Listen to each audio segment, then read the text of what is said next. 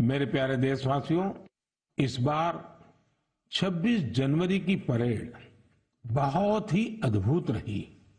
लेकिन सबसे ज्यादा चर्चा परेड में विमेन पावर को देखकर हुई।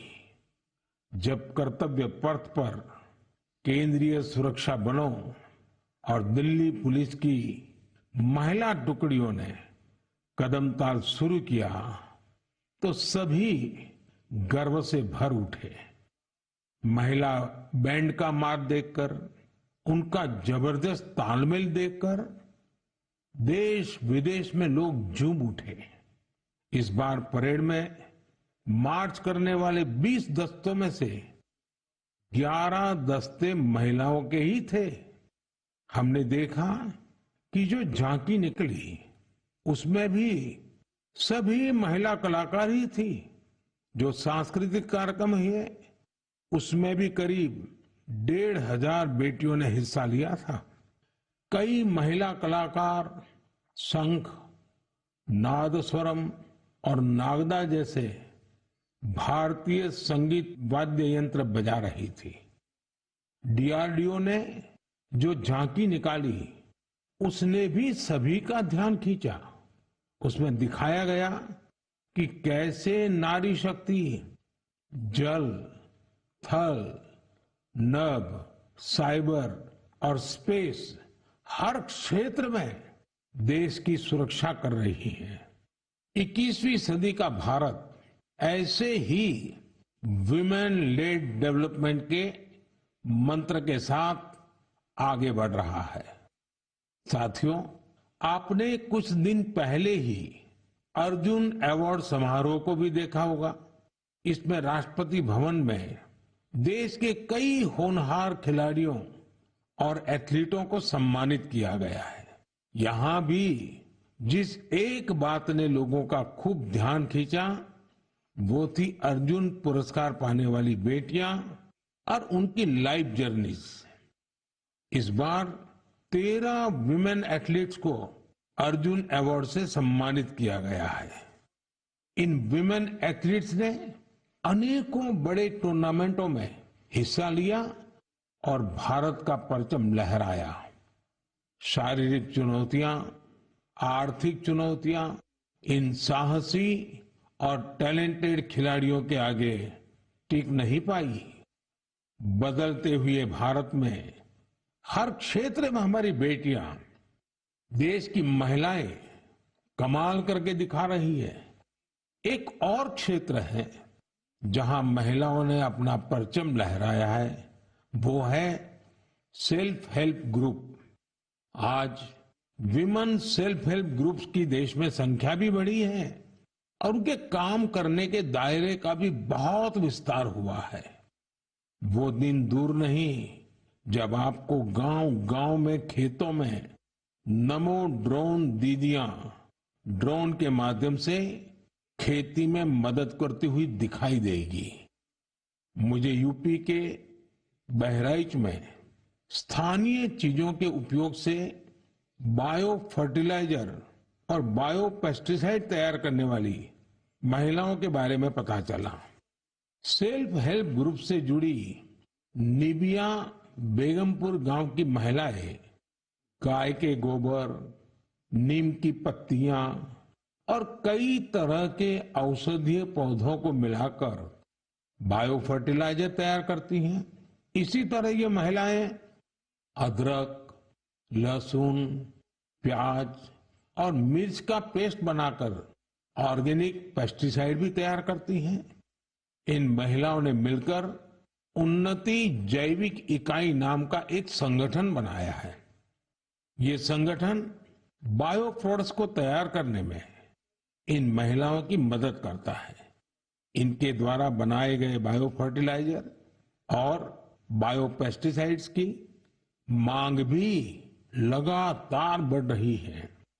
आज आसपास के गांवों के 6,000 से ज्यादा किसान इनसे बायो प्रोडक्ट खरीद रहे हैं।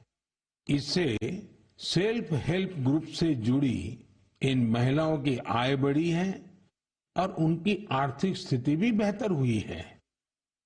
मेरे प्यारे देशवासियों, मन की बात में हम ऐसे देशवासियों के प्रयासों को सामने लाते हैं जो निस्वार्थ भावना के साथ समाज को, देश को सशक्त करने का काम कर रहे हैं।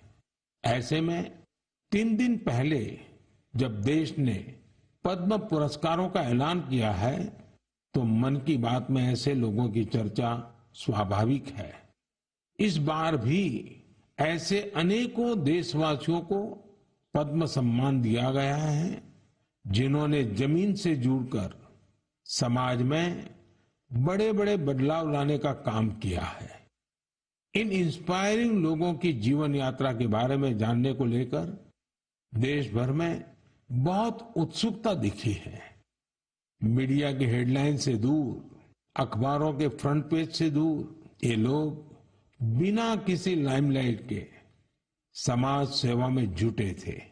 हमें इन लोगों के बारे में पहले शायद ही कुछ देखने सुनने को मिला है, लेकिन अब मुझे खुशी है कि पद्म सम्मान घोषित होने के बाद ऐसे लोगों की हर तरफ चर्चा हो रही है।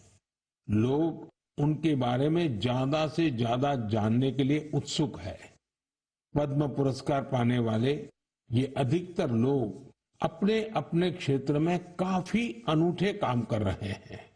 जैसे कोई एम्बुलेंस सर्विस मुहैया करवा रहा है, तो कोई बेसहारों के लिए सिर पर छत का इंतजाम कर रहा है। कुछ ऐसे भी हैं जो हजारों पेड़ लगाकर प्रकृति संरक्षण के प्रयासों में जुटे हैं।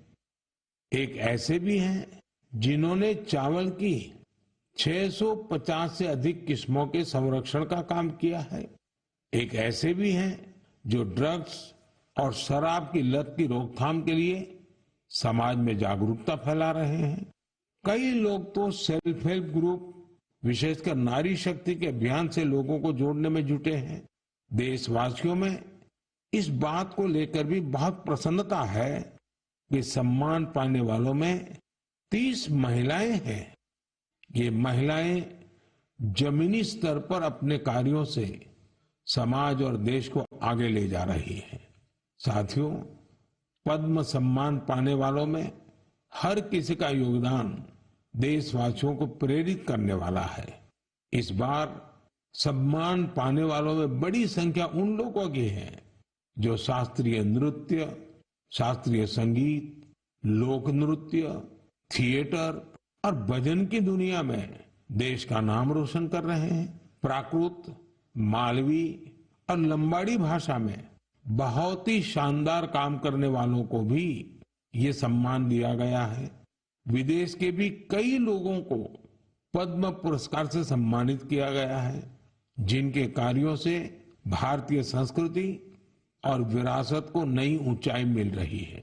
इनमें फ्रांस, ताइवान, मैक्सिको और बांग्लादेश के नागरिक भी शामिल है। साथियों, मुझे इस बात की बहुत खुशी है कि पिछले 1 दशक में पद्म सम्मान का सिस्टम पूरी तरह से बदल चुका है। अब ये पीपल्स पद्मा बन चुका है। पद्म सम्मान देने की व्यवस्था में कई बदलाव भी हुए हैं।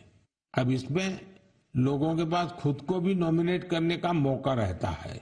यही वजह है कि इस बार 2014 की तुलना में 28 गुना ज्यादा नॉमिनेशंस प्राप्त हुए हैं।